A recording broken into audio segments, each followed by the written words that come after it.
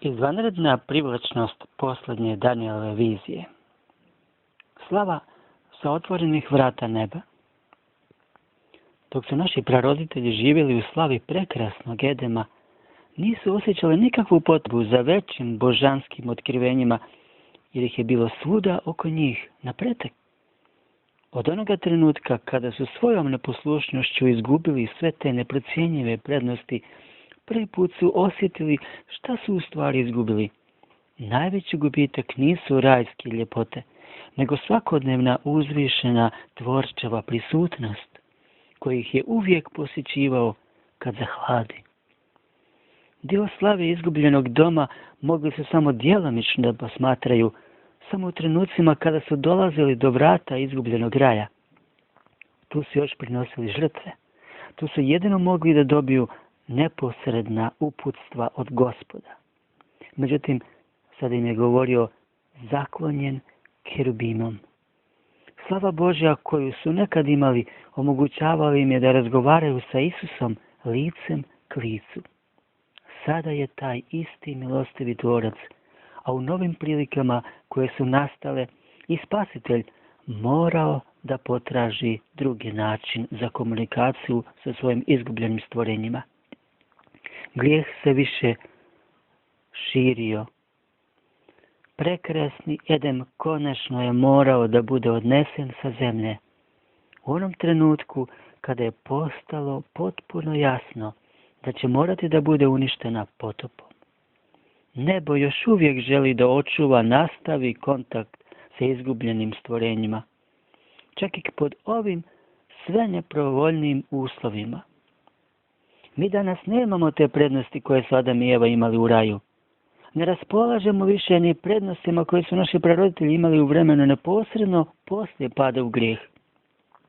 Slabiji smo od svih generacija koje su ikada živjele na zemlji, pa ipak uzvišeni knez naše planete, moćni Mihael, slavni spasitelj Isus Krist, omogućio nam je najveću slavu i to opet sa otvorenih vrata neba, u onoj mjeri koliko smo to pod sadašnjim uslovima u stanju da primimo. Proročanstva iz dragocjene Božje riječi, a naročito knjiga proroka Danijela i Otkrivenja, upravo postoje sa tim ciljem. Citiram: kada knjiga Danijela i Otkrivenja budu bolje shvaćene, vjernici će steći potpuno drugačija vjerska iskustva. Do njih će dopreti takva slava sa otvorenih vrata neba, da će njihovo srce i biti pokrenuti da izgrađuju takav karakter koji će biti u stanju da shvati blagoslovljenost koja će biti data kao nagrada onima koji su čistoga srca. Kraj citata. TM EP 114. Koji čita da razumije. Pitanje: da li je Božja volja da ostavimo po strani proučavanje proročanstava, a naročito onih koje se još nisu ispunila, ili je Božja volja da ih proučavajući razumijemo prije nego što se ispune? Citiram: kada se približavamo kraju istorije ovoga svijeta, proročanstva koja se odnose na posljednje dane zahtijevaju da ih posebno proučavamo. Pouke velikog učitelja, strana 87. Dalje citiram: velika je naša potreba da što potpunije proučavamo Božju riječ. Naročita pažnja treba da bude posvećena Danijelu i Otkrivenju, i to više nego ikada u istoriji našeg dijela. TM EP 112. Dalje citiram: proučavajte Otkrivenje povezano sa Danijelom, jer se istorija ponavlja. Mi smo dužni da danas iskoristimo sve vjerske prednosti koje imamo da bismo znali više nego što sada znamo. Kraj citata. TM EP 116.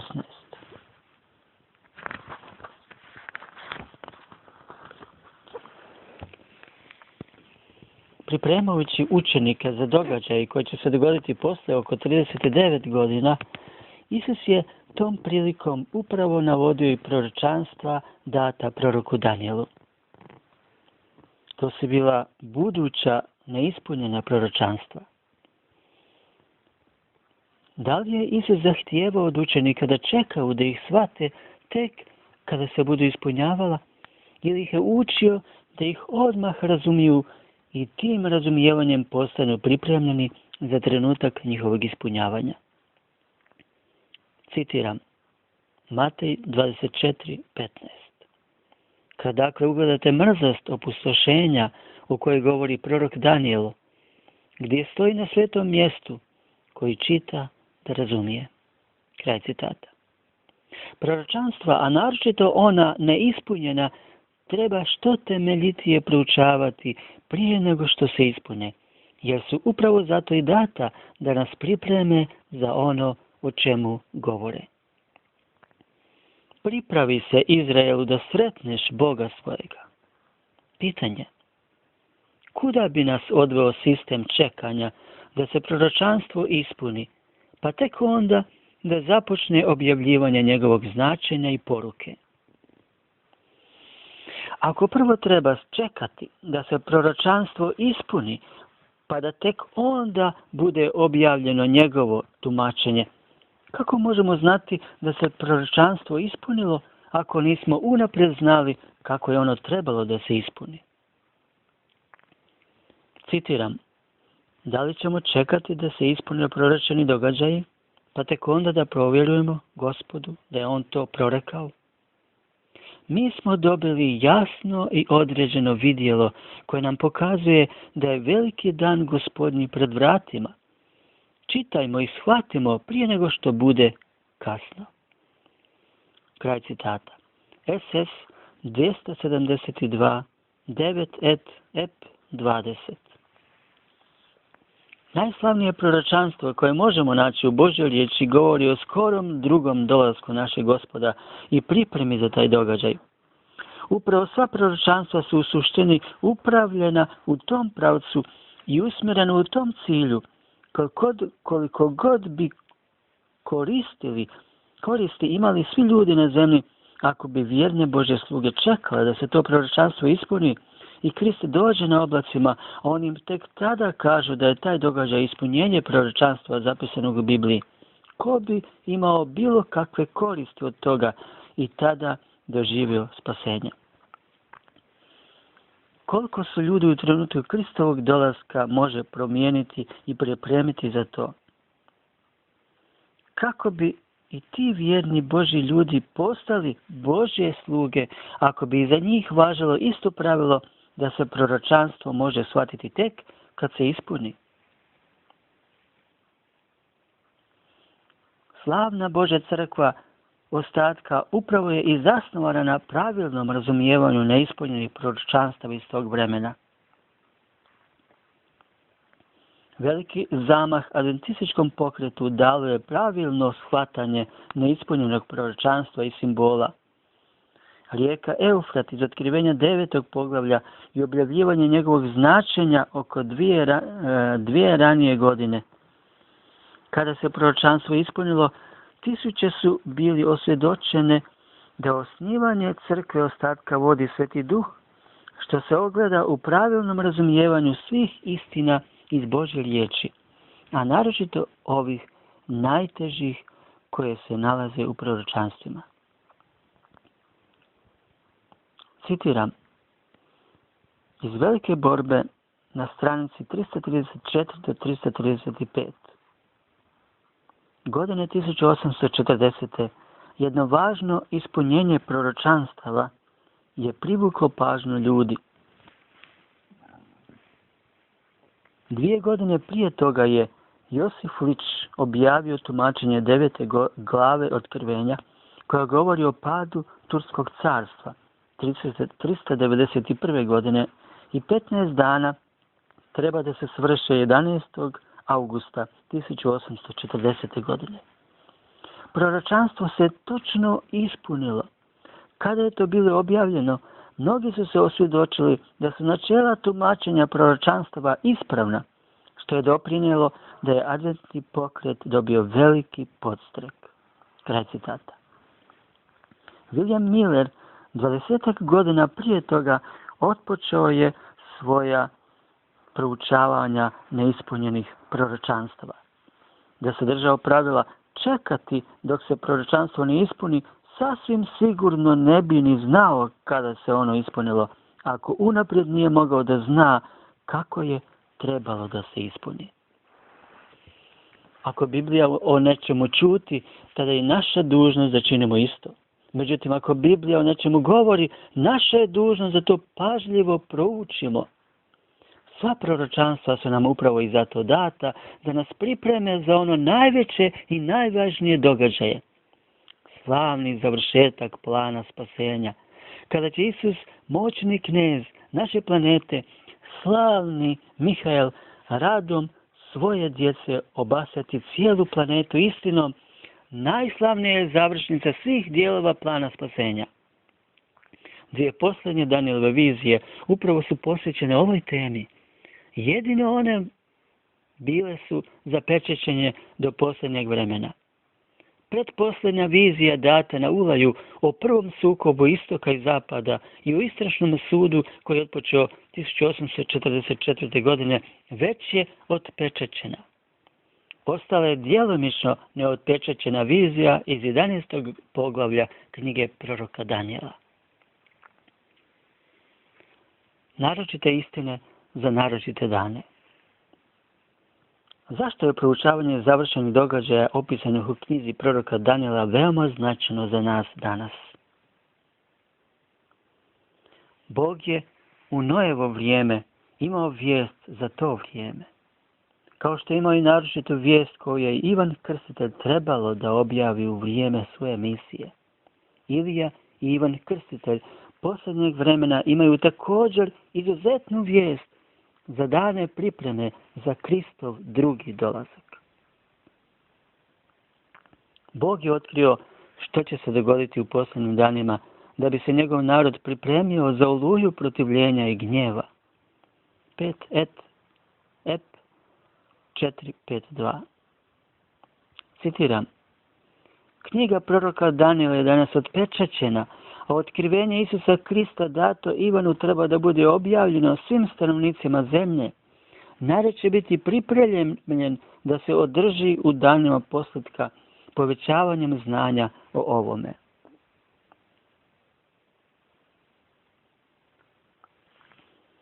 Manuskript 32 1896. kao što vidite na videu.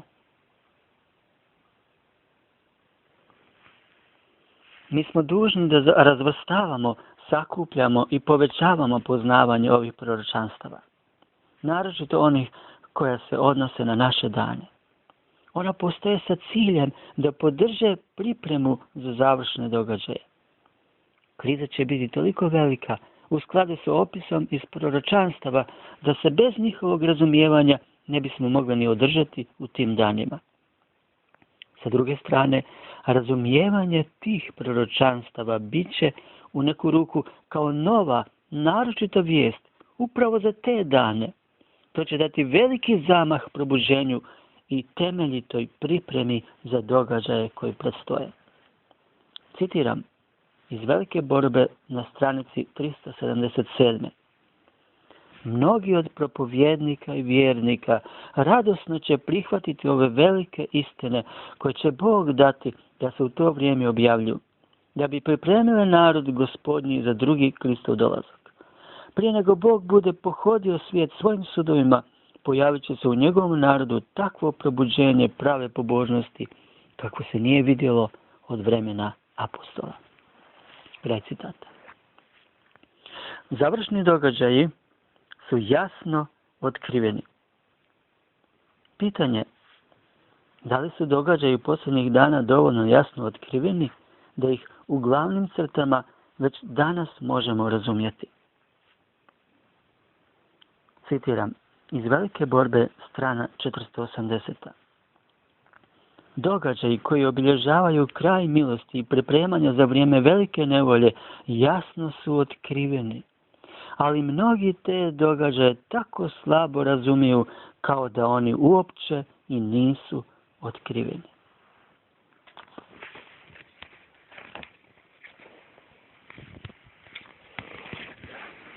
Možete ovdje vidjeti jednu skicu.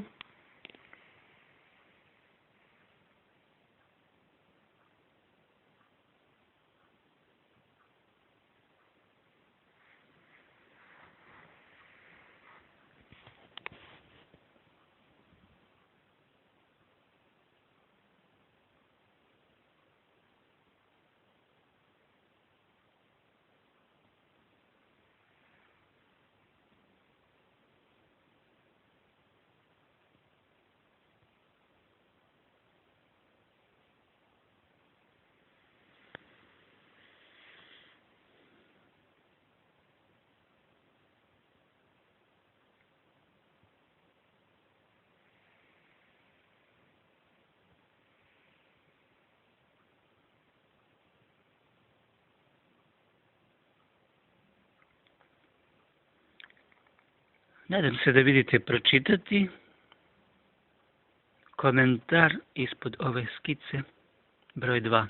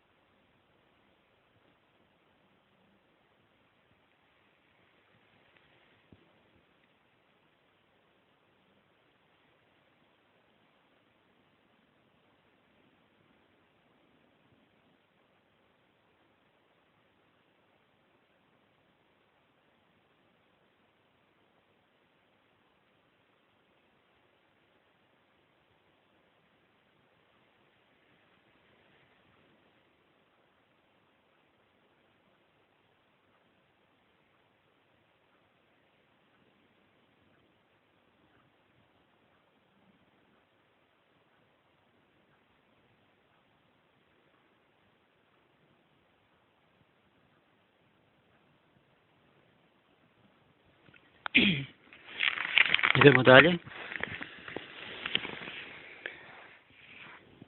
Izostavljanjem proučavanja završnih događaja može biti veoma opasno.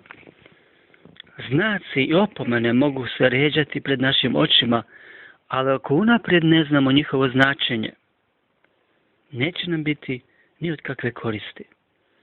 Ljudi će zbog toga slijediti formu i tradiciju, lišeni svakog dubljeg znanja.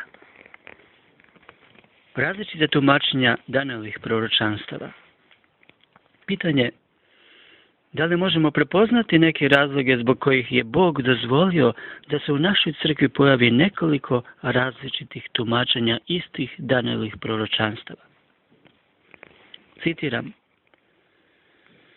ako se ne pojavljuju nikakva nova pitanja nastalo proučavanje Svetog pisma, ako nema nikakvih razmimoilaženja u mišljenjima koje će ljude nagnati da sami lično proučavaju Bibliju da bi se uvjerili da su na temeljima istine, tada će se, kao što je to bilo u starim vremenima, mnogi pridržavati tradicije i obožavati nešto što ni sami ne razumiju.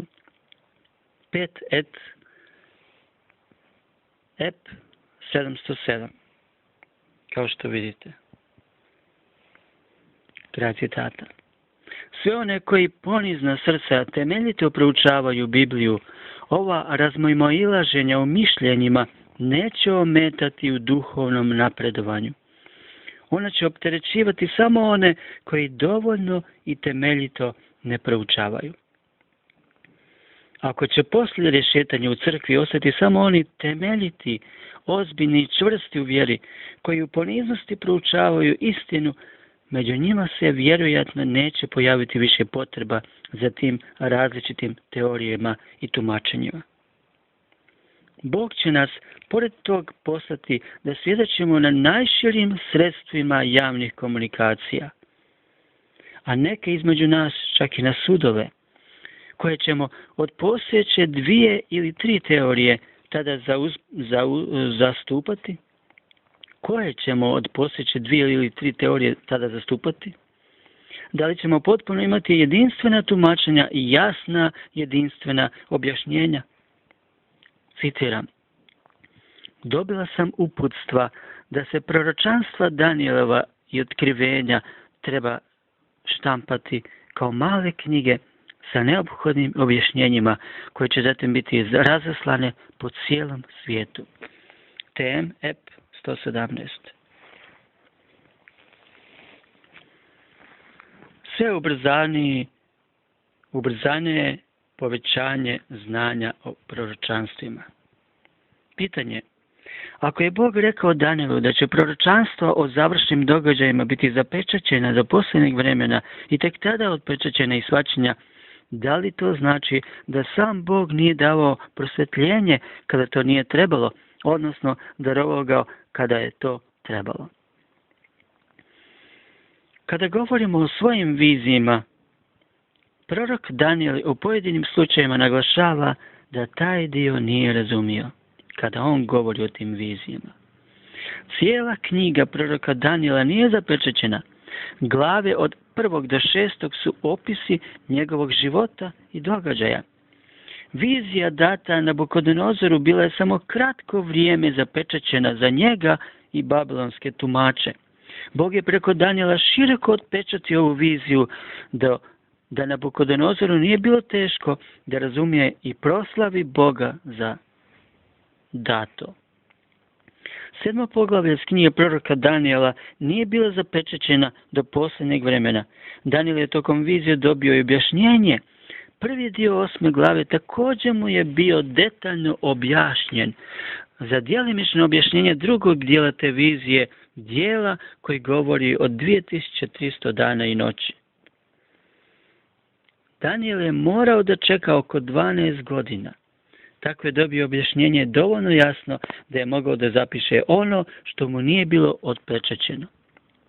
Izričito mu je rečeno da deo od 2300 dana i noći ni on ne može razumjeti. Objašnjenje će doći u posljednje vrijeme od 7 godina. Citiram. A rečena utvara o danu i noći istinita je. Zato ti zapečati utvaru jer je za mnogo vremena. Danijel 8.26. Za prvi dio svoje posljednje i najveće vizije Danijel kaže, citiram, i razumije utvaru. Kraj citata. Danijel 10.1. Međutim, za drugi dio vizije, kada je Gabriel počeo da mu iznosi detalje iz zapisa u nebeskoj knjizi istine, Danijel se u neku ruku pridružio pitanju jednog Isusovih pratilaca, koji je također zatražio objašnjenje, dok je Danijel otvoreno rekao, ja čuh, ali ne razumijeh. Danijel 12.8. Kraj citata.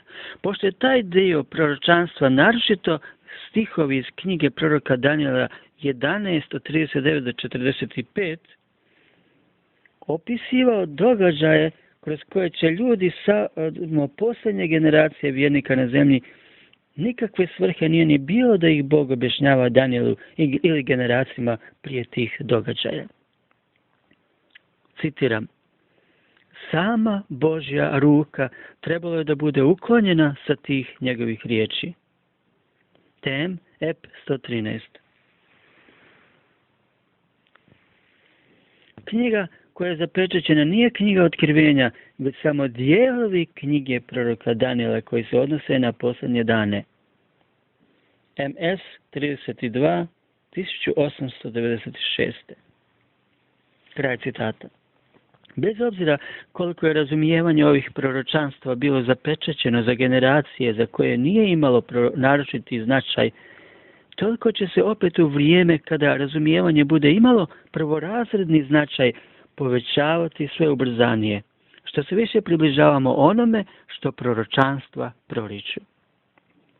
Citiram. Došlo je vrijeme da Danijel počine na svom dijelu.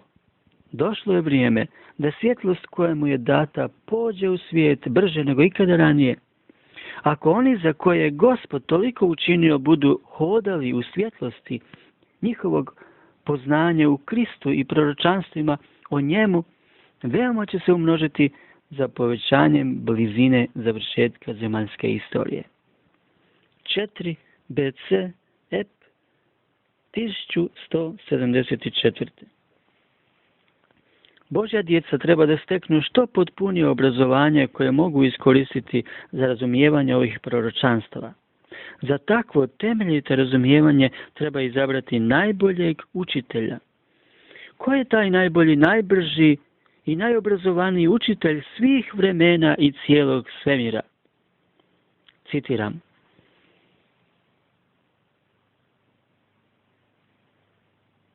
Bog nas u jednom trenutku može naučiti više svojim svetim duhom nego što to mogu svi veliki ljudi na ovoj zemlji. Kao što vidite na videu, citat iz TM EP 119. Čitam dalje. Da bi Sveti Duh u punini mogao da obavi to planirano djelo u nama, mi treba da postanemo njegov hram, u kome on treba da prebiva.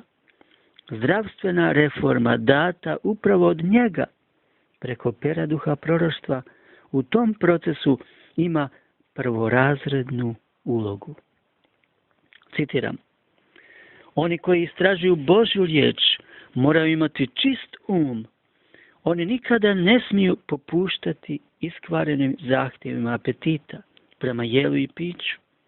Ako to budu činili, njihov um bit će zbunjen. Oni neće biti u stanju da podnose napore potrebne za dublje kopanje u traganju za značenjem onih detalja koji se odnose na završne događaje iz zemaljske istorije. Citat iz TM EP 114. Kao što vidite. Prikaz završnih događaja koji je Bog za nas dao preko proroka Danijela su nešto neviđeno i cijelom svemiru. To su uzvišena otkrivenja Božje mudrosti koje on svojim duhom daje svojoj djeci poslednjeg vremena. Jer čak i nebeski anđeli žele da upoznaju slavu i ljepotu tih otkrivenja. Prikaz završnih događaja koje je Bog za nas dao preko proroka Danijela su nešto neviđeno i cijelom svemiru. Citiram. I anđeli žele da zavjere u istine otkrivene onima koji u skrušenosti srca pretražuju Božju riječ i mole se da steknu još veću dužinu i širinu, dubinu i visinu znanja kojim samo on može dati. Pouke velikog učitelja, stranica 87.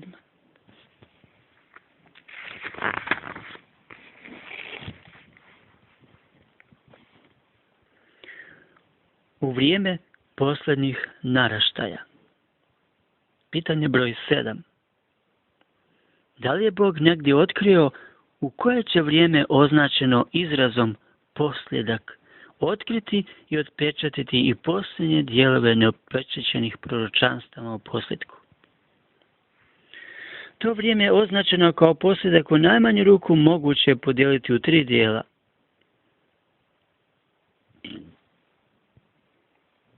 Posljednje vrijeme u najširem smislu riječi nastupilo je sa ispunjavanjem prvih znakova posljedka, Lisabonskim zemljotresom 1. novembra 1755. godine. U užem smislu riječi, vrijeme posljedka počelo istekom 1260. godina datih Sotoni da u potpunosti otkrije svoj karakter. Pošto je uzeo za sebe 3,5 doslovne godine da otkrije svoj karakter, Isus je učinio ono što samo on može da učini. Da svim svemirskim bićima ne bi ostalo nepoznata suština Sotinovog karaktera, da ne bi mogao da nastavi da širi svoje laži, Bog koji je nadmoćniji od njega, tomu neće dozvoliti. Isus je rekao, daće mu se u ruku za vrijeme, vremena i povremena. Danijel 7.25. Iako je Bog unaprijed znao da će on u tom razdoblju potjerati svece višnjega, pomisliti da promeni vremena i zakon, ipak je rekao, daće mu se. Tim savršenim postupkom Bog u stvari je dozvolio da se sva odvratnost Satanovog karaktera i priroda njegove pobune otvoreno pokaže cijelom svemiru.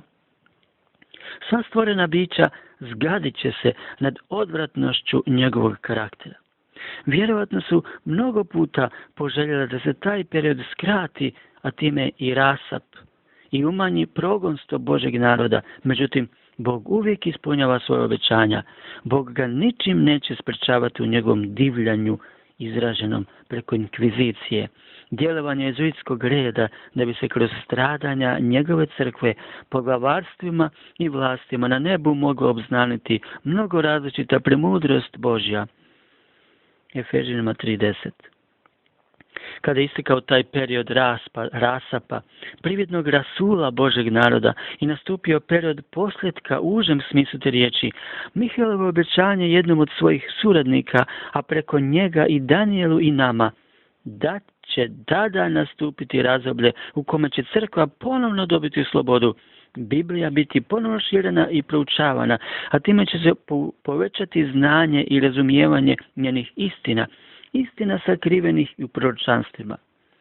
Stojeći nad vodama rijeke Tigra, moćni knez Mihajlo izjavio, citiram, da će se sve ovo ispuniti po vremenu, po vremenima i po vremena, i kad se svrši rasap sile svetoga naroda. Danijel 12:7. Isti slavni Mihael preko pera duha proroštva daje jedan još precizniji detalj.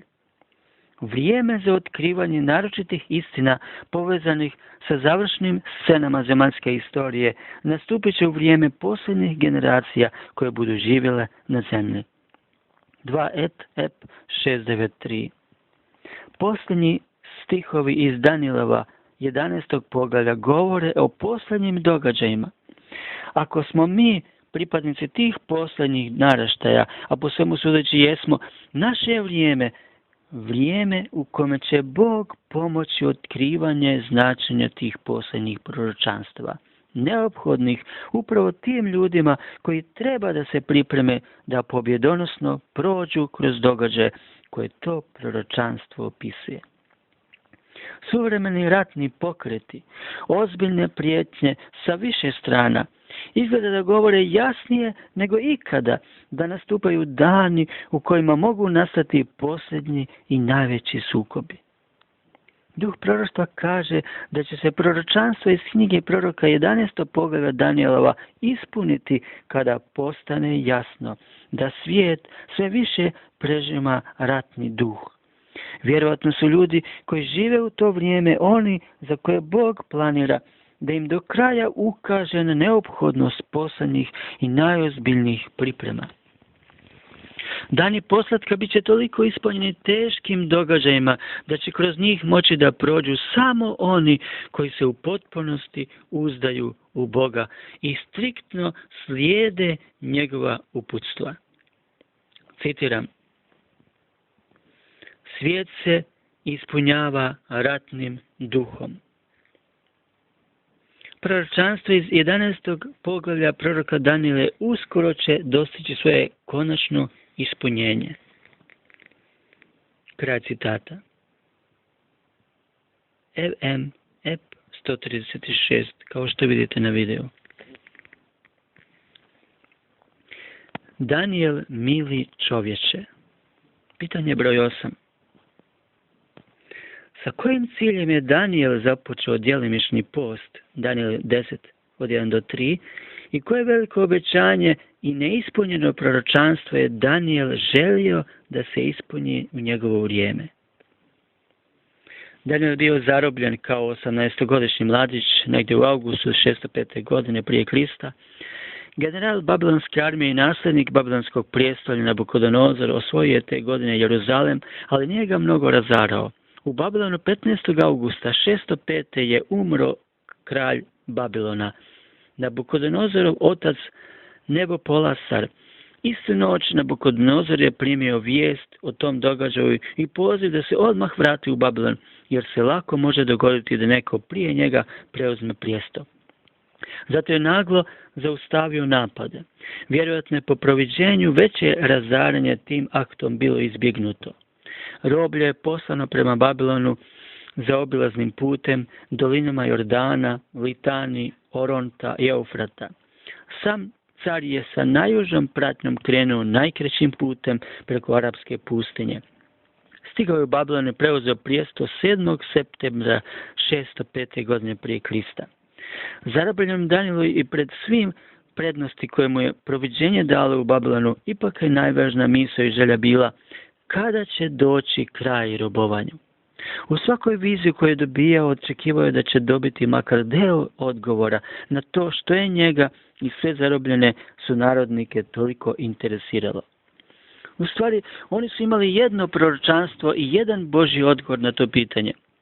Danielov suvremenik prorok Jeremija nepunu godinu dana posle njegovog zarobljavanja dobio od Gospoda prvi odgovor na to pitanje. Citiram: "I ti će narodi služiti kralju Babilonskom 70 godina, a kad se navrši 70 godina, onda će pohoditi kralja Babilonskoga." Jeremija 25. poglavlje 11. i 12. stih.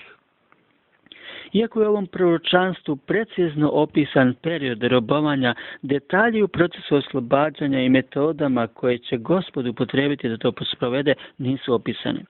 Iz robstva i najvećoj sili u Mojsijevo vrijeme Misira, Bog je čudima izveo svoj narod. Crveno more otvorio pred njim. Babilon je najveća sila Danielovog vremena. Sigurno da je Daniel očekivao da će se u nekoj od vizija koje dobiti i odgovor na to pitanje.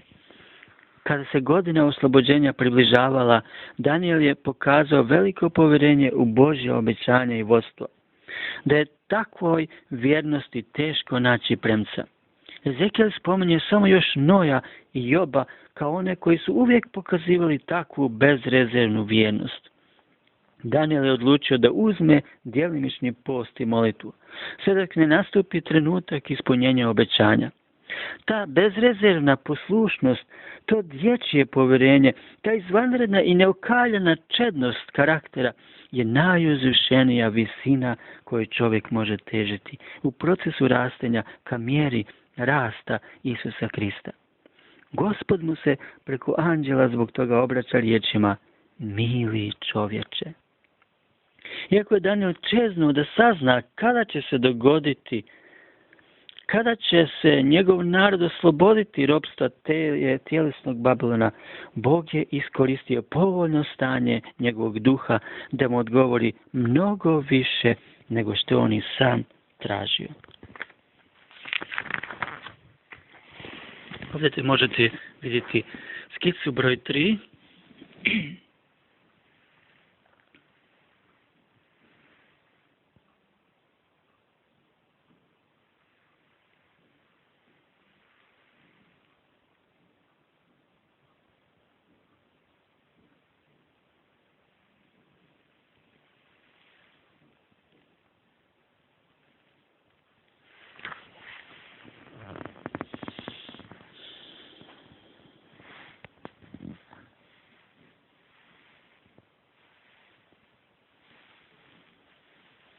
Žao mi što se ovo dobro ne vidi, pošto je jako sitno.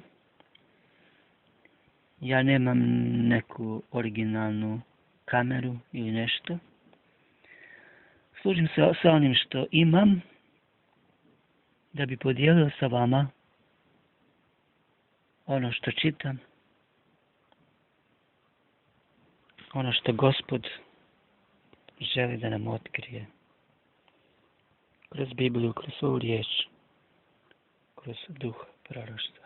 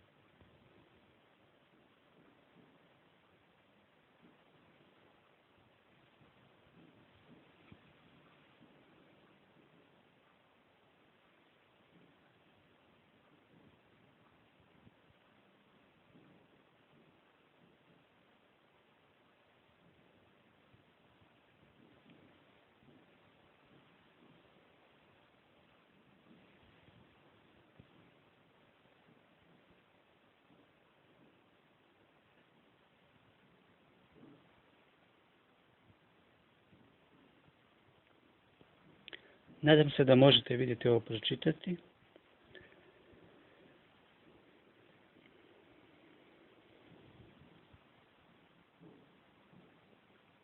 Komentar ispod skice broj 3.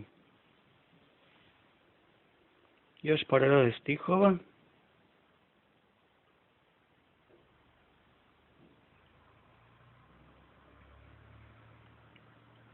Ja ću malo požuriti, a vi možete video zaustaviti, tako da biste bolje uočili sve ove stihove i ove citate.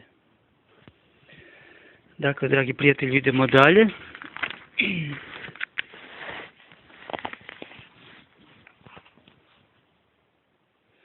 Božji narod nisu bili samo prorokovi, sunarodnici, tjelesni Izraelci.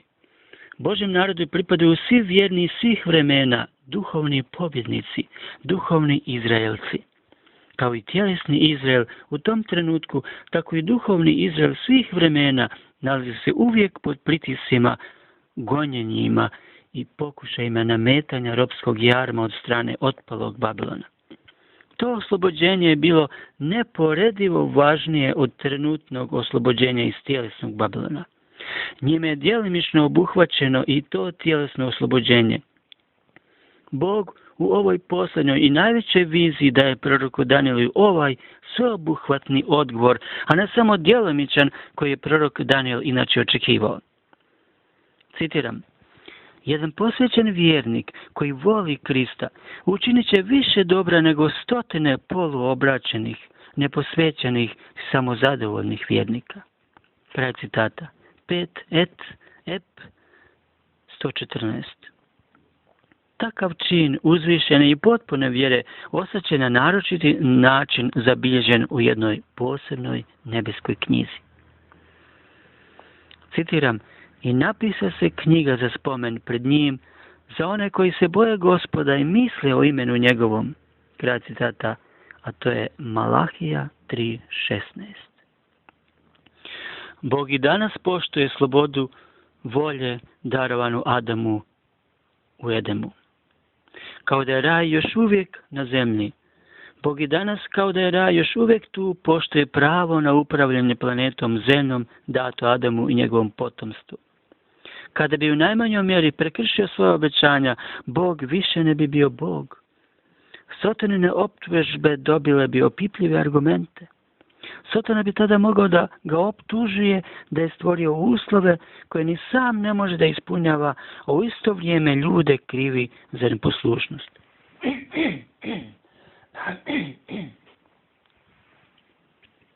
Oprostite. Iako su uslovi poslije pada u grijeh postali naizgled nemogući za ispunjavanje datih obećanja, Bože najveća slava otkriva se pred cijelim svemirom u tome što ih on i dalje strogo poštuje i pod najsloženijim i najtežim uslovima. Bogu su zato potrebni ljudi slični proroku Danielu, koji dragovoljno, bezrezervno, bez ikakvog pritiska, svom slobodnom volje, svoje snage staje na Božju stranu. Svom slobodom svoje volje staje na Božju stranu. Danovim proročanstvima on upravo i želi da izgradi i osposobi takve sluge koje će moći da djeluju i u težim prilikama od onih u kojima je bio Daniel.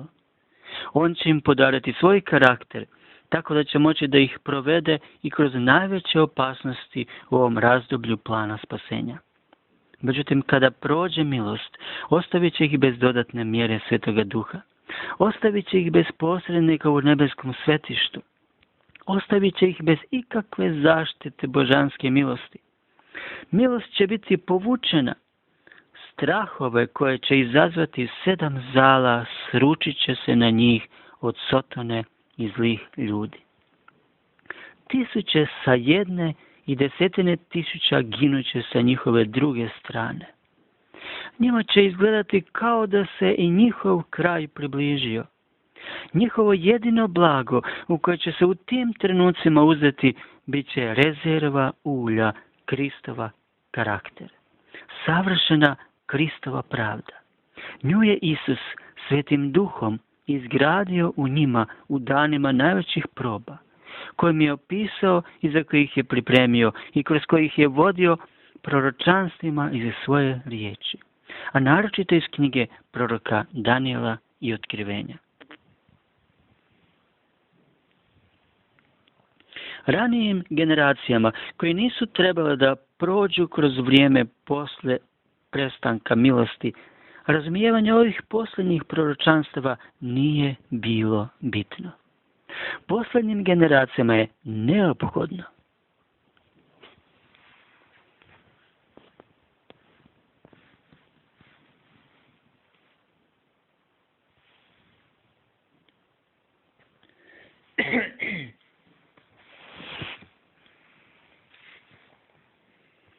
knjiga istinita se otvara.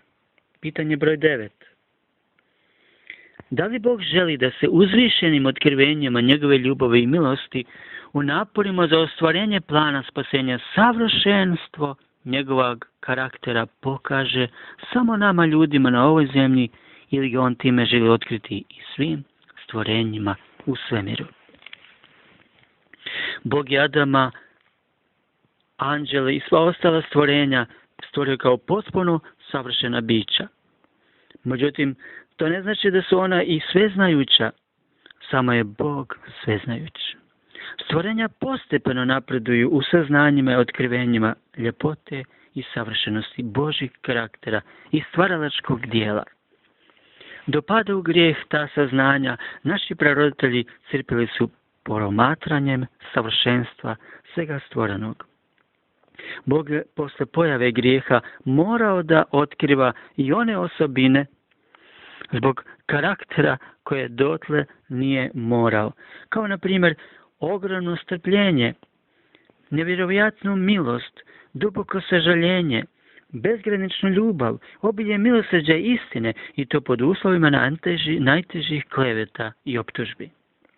To je bilo toliko novo, toliko duboko i često teško shvatljivo, da su čak i anđeli željeli da upoznaju i zavire 1. Petrova 1.12 u te do tog razdoblja nepoznate tajne.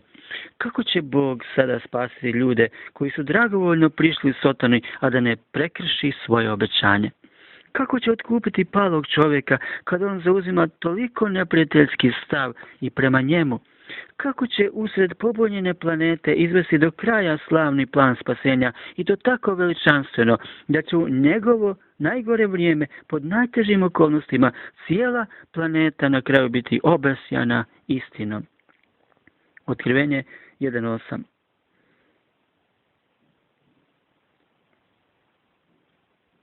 Anđeli, citiram, anđeli i arhanđeli se čude tom velikom planu otkupljenja. Oni se dive i vole Oca i Sina gledajući ljubav Božju. Kraj citata. SK 293, SD 295. Oprostite ako dobro se ne izražavam u ovim citatima, a evo, možete ih i vidjeti na videu. Citiram dalje. Iz časa u čas na vidiku cijelog svemira vodi se ovaj sukob. SK 326, SD 328. Neizmjernom žrtvom Bog je svakom čovjeku omogućio da upozna ono što će ga umudriti na spasenje. Kako željno anđeli posmatruju da vide kako će ljudi iskoristiti te prednosti. TMP EP 119. Od ovoga trenutka, dragi prijatelju, ovo je jedna opaska. Neću citirati sve ove navode, to me oduzima puno vremena, nego ću na kraju prikazati na videu sve te navode. Tako da, kad su citati duha proroštva, samo ću reći citat duha proroštva i da citiram. Sve ostalo će biti kao do sada. Međutim, i u samom trenutku Isusove žrtve ni anđeli nisu u potpunosti shvatili svu strahotu posljedice pobune, iako su se užasavali metoda mučenja koje je Sotona primijenio protiv Krista.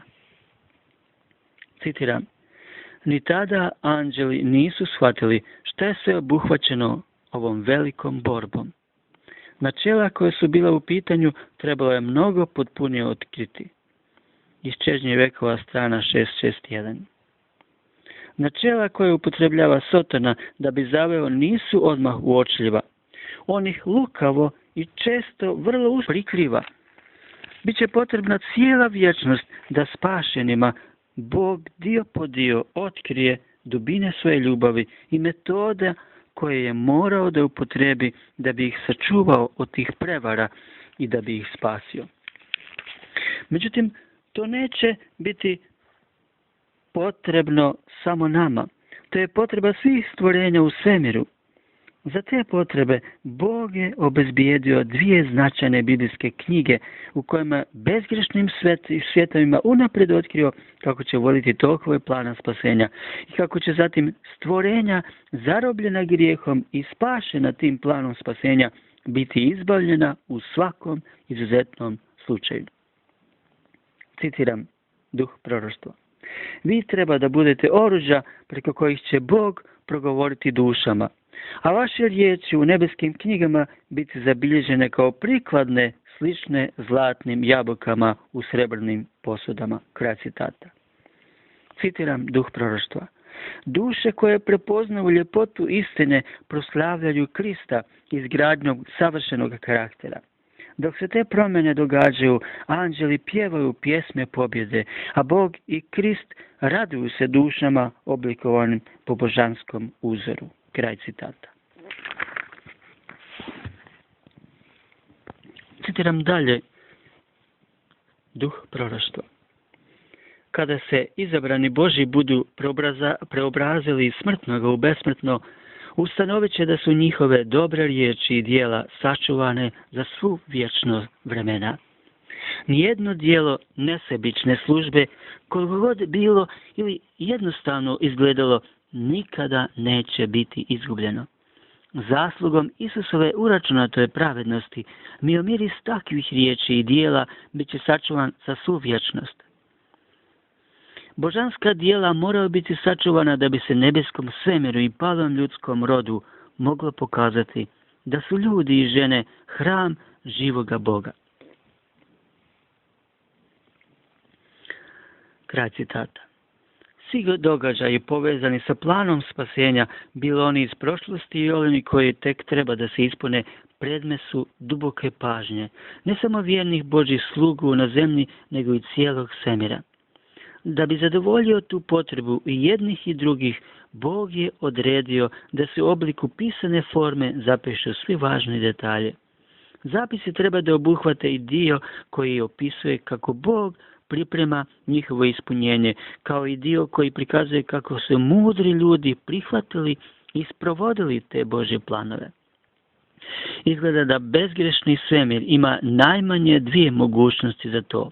Bog im, ako žele da znaju šta će još biti, omogućava da to poznaju iz naročite nebeske knjige ili da povremeno posmatraju onu fazu ostvarenja plana spasenja koje se na zemlji u tom trenutku odvija.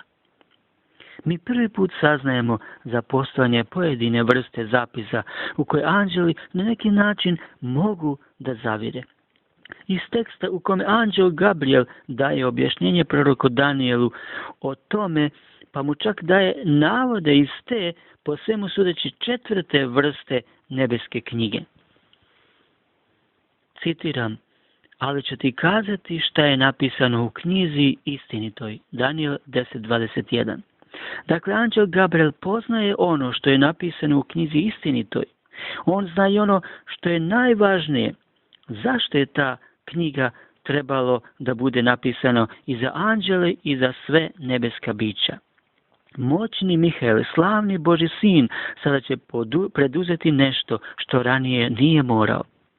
U najtežim uslovima pada do kraja će morati da izvrši težak i složen posao, da čak i njegovi suradnici koji se pojavljuju u ovoj viziji, Danijel 12.5-7, traže od njega dodatna objašnjenja, a naročito ih interesuje kada će sve to jednom biti završeno. Zanimljivo je da u svim tim navodima koje Gabriel iznosi Danielu nema nikakve simbolike. Simbolika je potrebna samo za bića koje žive na zemlji i u kojoj se nalaze u borbi sa sataninim prevarama. Prilikom upotrebe simbola njihov značaj može da se shvati samo onaj koji dozvoli da ga Sveti Duh učini razumnim.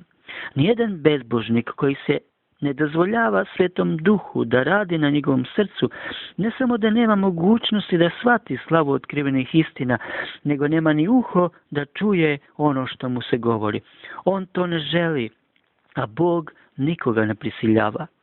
Sve što Bog sada može da učini za takvog grešnika je da nastavi da traži nove metode, da tog čovjeka zainteresuje i privuče pažnju njegovog uha. Savršenim nebeskim bićima nije potrebna takva simbolika koja će ih pomoći da znaju što će biti u budućnosti i kako Bog planira da izvede pojedine faze plana spasenja. Tamo varalica nema onaj utjecaj koji ima na ljude na zemlji. Zato tekst iz 11. poglavlja knjige proroka Daniela kao navod iz knjige Istinite nema u sebi nikakvu simboliku. U njoj je neposredno otkriveno kako će, i to u skoro nemogućim uslovima, moćni knez Mihael sve savršeno voditi i na kraju pobjedonosno dovesti kraju. Citiram: nema nikoga da junački radi sa mnom u tome, osim Mihaela, kneza vašega. Daniel 10.21. Kraj citata. Sve svoje 3 ranije vizije prorok Daniel zato naziva utvara vizije, dok ovu posljednju koja sadrži najdetaljniji i najotvoreniji opis slavnog Mihaelovog završetka plana spasenja naziva velika utvara. Daniel 10.8. Anđelske poruke. Pitanje broj 10. Kada god anđeli dobiju dužnost da prenesu neku poruku, njihove poruke imaju uvijek nešto što ih naročito izdvaja i karakteriše. Kako možemo prepoznati neke od izrazitih karakteristika anđelskih poruka? Potrebu da drugima prenesemo ono što doživljavamo, zadovoljavamo iznošenjem i opisivanjem tih procesa, dakle govornim porukama. Ono čega je čovjekovo srce puno, to čovjek iznosi svojim darom govora. Ako čovjek, citiram, hodi u praznosti uma svojega, iz Efežanima 4.17, kraj citata, tada iz praznog uma koji se bavi slastima grijeha izlaze i prazne riječi. Citiram: za svaku praznu riječ, kraj citata, kaže Isus, morat ćemo da odgovaramo u Mateju 12.36.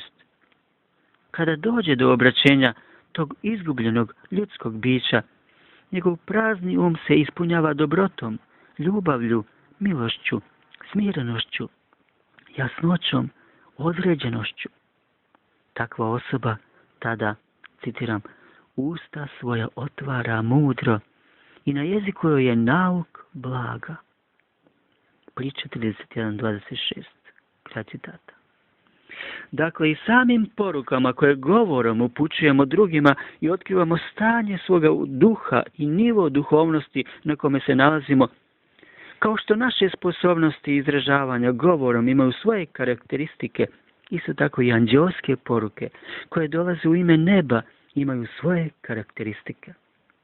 U njima nema ničega praznog, suvišnog, nepotrebnog. One su uvijek veoma posredne, neposredne, sažete, jasne i precizne. Kada je zaprijetila opasnost da novorođeni Isus bude ubijen u pokolju betlehemske djece, poruka koju je donio anđeo glasila je, citiram, ustani, uzmi dijete i mater njegovu, pa bježi u misiju i budi onamo dok ti ne kažem, jer će Irod tražiti dijete da ga pogubi. Matej 2.13. Kraj citata. Kada su jeruzalimski poglavari pohvatili apostole sa namjerom da ih ubiju, anđel koji ih je oslobodio rekao je, citiram, idite i stanite u crkvi te govorite narodu sve riječi ovoga života. Djela 5.20. Kada je Pavlu i svima na brodu u strahoti i bure trebalo ohrabrenje, anđelska poruka je bila, citiram, ne boj se Pavle, valja ti doći pred cara česara. I evo ti darova Bog sve koji se voze sa tobom. Djela 27-24. Poruke upućene anđelama ili prenesene preko anđela su također neposredne, sažete, jasne i precizne. Bez ikakve simbolike, kao i poruke zapisane u nebeskoj knjizi istinitoj, iz koje anđel Gabriel vadi Danijelu navode koji su zapisane u 11. poglavlju njegove knjige. Danijel je u stvari jedini od svih Božjih proroka kome je Bog preko Gabriela otkrio postojanje ove nebeske knjige. Ovaj izvanredni Božji sluga dobio je dar prosvjetljenja veći od svih svojih suvremenika zato što je bio iskreno odan Bogu. Njegova vjernost bila je toliko stabilna da nije postao ohol ni kada je bio uzdignut na najviše mjesto u carstvu, niti se obeshrabrio kada je bio ponižen do same smrti i bačen u jamu sa lavovima. Baltazarova carica majka iznijela je preplašenom sinu utiske o mudrosti koji je proroku Danijelu darovana od Boga. Citiram: ima čovjek u tome carstvu kome je duh svetih bogova i u vrijeme oca tvojega nađe se u njega vidjelo i razum i mudrost kakva je u bogova. Danijel 5.11. Pošto ovaj način izražavanja jedne neznaboškinje, on u suštini otkriva pravu istinu da se Božja mudrost u datim trenucima zaista mogla otkriti preko Danijela. Sa druge strane, to otkriva još i činjenicu da je od strane neba dobio dar izvanredne mudrosti i prednosti. Tako je Gabriel mogao da podijeli sa njime dio nebeskog blaga, što bi bilo uobičajeno da dijeli sa drugim anđelima, a ne i sa ljudima. Međutim, možda nam jedan drugi podatak, više od bilo čega drugog, govori zašto je Bog preko Danijela mogao otkriti tako velika, dalekosežna otkrivenja darom mudrosti datom njemu u mjeri većoj od uobičajene. Kada kori nekadašnjeg prvog anđela, Lucifera, koji je bio obdaren izvanrednom mudrošću, koju je zloupotrijebio, Bog ga kori poređenjem. Citiram: eto, mudri si od Danijela, nikakva tajna nije sakrivana od tebe. Ezekijel 28.3. Iako je za Solomona uobičajeno kazati mudri Solomon, Bog u ovom tekstu njega ne spominje. U jednom razdoblju svoje vladavine Solomon je prema darovanoj mudrosti postupio slično Luciferu. Tim je taj dar uveliko umanjen u svojoj vrijednosti. Danijel je postupio obrnuto. Dar je stalnom upotrebom rastao i neprekidno služio. Danijel je imao oko 88 godina u momentu kada je primio ovu posud najdetaljnijoj plana spasenja. Ona će biti naročito dragocjena njegovoj braći, koja će živjeti poslije isteka razdoblja od 1335 dana. Taj veoma obdareni čovjek dovikuje zato svojoj braći, koja će živjeti kroz dalekih 25 vijekova. Citiram: blago vama. Kraj citata. Danijel 12.12. Nije li proročko vrijeme od 1335 dana simboličko vrijeme koje će posegnuti do 1844 godine? Sigurno da jeste. Samo su navodi iz knjige istinite, bez ikakve simbolike. Sva druga objašnjenja o ovoj posljednjoj viziji pred tih navoda, kao i posljednjih, kao i sva druga objašnjenja u ranijim vizijama, pisana za potrebe ljudi koji treba da rastu do nepoznavanja istine, kroz obraćenje do posvećenja. Za njihove potrebe jezik simbolike je zaista najpogodniji. Danijelovo zapisivanje navoda iz knjige istinite počinje od njegovog 2. stiha u 11. poglavlju. Knjiga proroka Danijela A završava se u 3. stihu 12. glave. Iza toga su uputstva data Danijelu što da uradi sa dobijenom vizijom, kao i odgovori na postavljena pitanja. Prije toga u 10. glavi dati svi mjesta i uslova za dobijanje vizije, kao i Danielovi pokušaj da podnese ogromnu slavu i veličanstvo moćnog Mihaela, koji je došao da mu pokaže koliko mu je stalo do njega i svih onih koji ga kao i on slijede. Međutim, i u tom dijelu opisa odnosa prema proroku Danielu otkriven je nevjerojatan stav neba. Zavjesa vječnosti, kao da je sklonjena, anđeli razgovaraju sa Danielom, kao da je jedan od njih. Citiram, sada ću se vratiti da vojujem na kneza Perzijskoga. Kraj citata, Daniel 10.20. Citiram dalje, i ja prve godine Darija Miđanina stadoh da mu pomože da ga potkrijepim. Daniel 11.1. Daniele, mili čovječe, ne boj se Daniele. Daniel 10.11.12. I to bi bilo sve za ovaj puta, dragi prijatelji. Želim vam Božji blagoslov. Neka vas Bog vodi i čuva. Amen.